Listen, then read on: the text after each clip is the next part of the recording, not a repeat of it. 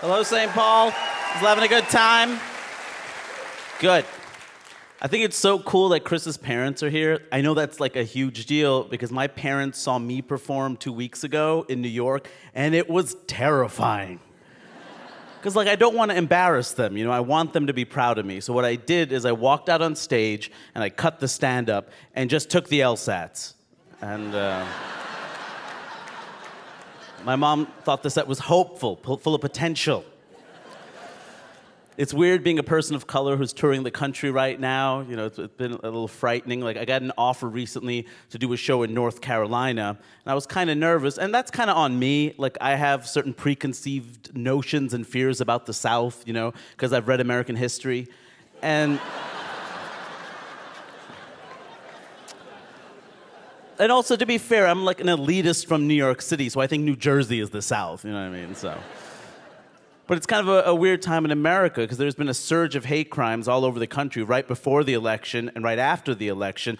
And a lot of the hate crimes are being committed by Trump supporters. And I know they're being committed by Trump supporters because after the hate crimes, they yell, "Trump!" which is like a clue. You don't hear that from the progressive end. You never hear, "I now pronounce you husband and husband. Obama!" You never hear the other side of that. Well, the last few months have been interesting. It's weird, man. There's a lot of things to say about Donald Trump, but one thing I find really fascinating is somehow over the last several months, people now think George W. Bush was a good president. When did that happen? I remember that vividly. There were 2 wars, the economy crashed, our civil liberties were taken away. But I get what's happening, compared to now, it looks good. You know what I mean?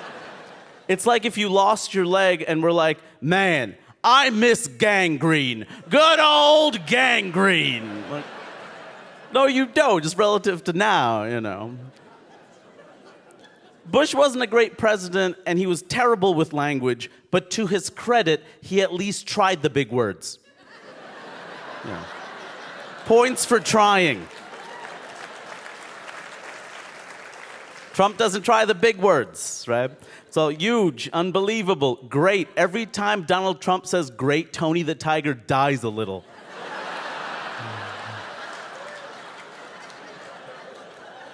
It's weird, man. It's a weird time in this country. Country's divided, right? There's unrest, there's protests, Congress is a mess. The president fired the man who was investigating him. The last bootstrap factory closed. It's not a good time. If this was happening in another country, we would be calling for foreign intervention. How come no one is foreign intervening with us right now? Where is Germany? If I remember, they owe us a favor.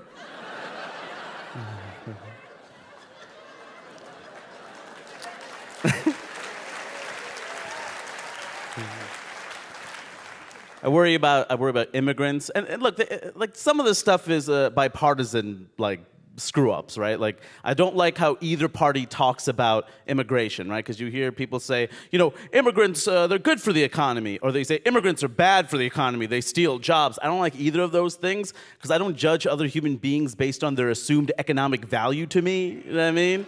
Hey, hurry, thanks. Thank you, choir.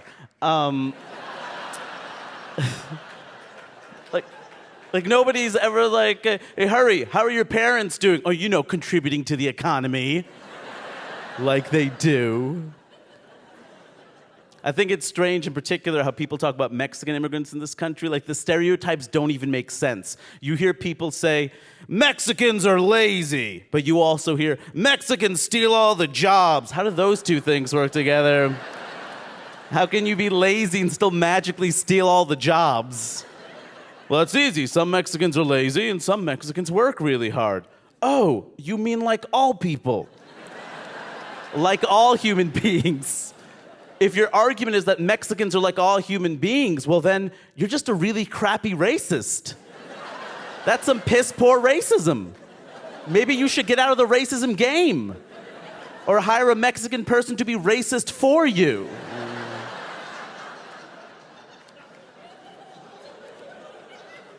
hate intolerance, man. I hate it. I was at a restaurant recently with my mother. I was overhearing the conversation at the table next to me. This man was angry that the waiter was speaking Chinese. It should be noted at this point, we were at a Chinese restaurant. Let a waiter speak Chinese at a Chinese restaurant. You don't think it's humiliating enough that he has to pretend sesame chicken is a real Chinese dish? And of course, General Tso's chicken, named after that famous general, Tso, who died valiantly fighting to get the seeds off the chicken? It's the same dish. Why do we pay more for seeds? I was telling that joke once, and after a show, a person came up to me and said, hey, that joke's really funny, but you should know that Chinese isn't a language. It's either Mandarin or Cantonese. I'm like, that's true, but I don't think that was this dude's issue. I don't think this guy was like, Cantonese, I thought we were at a Mandarin place. I'm classically trained in Mandarin.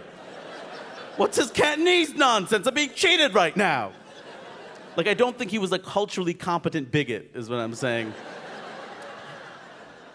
So I'm overhearing the conversation further, and this man makes a brilliant argument about why English should be the national language of this country. Here's the argument. When in Rome, you do what the Romans do, right? Strong thesis, strong support information. It was a cliche, which bothers me, right? And it's a ridiculous cliche at that. When in Rome, you do what the Romans do doesn't even make any sense, because Rome was an empire. You didn't go to Rome. Rome came to you.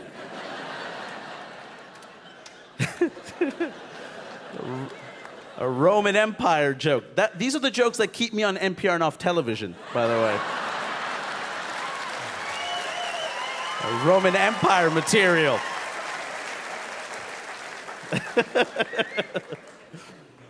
Man.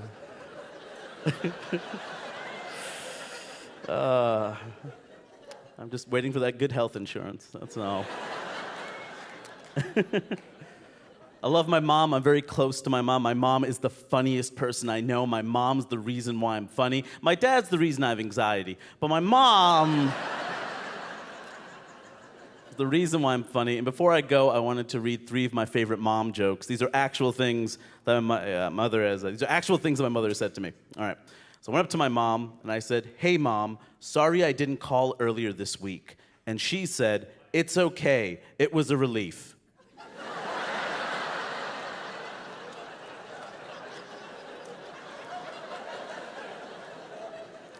And then on Mother's Day, I said, Happy Mother's Day, Mom, how do you feel? And she said, so you ignore me all year and then throw flowers at me for a day? Go to hell.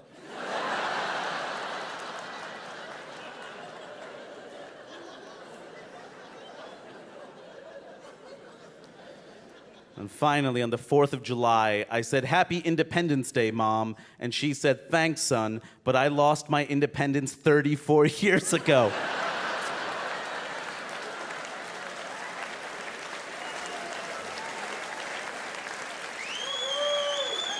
Unrelated side note, I am 34 years old.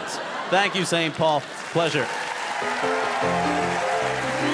Kondabolu, everyone. Oh.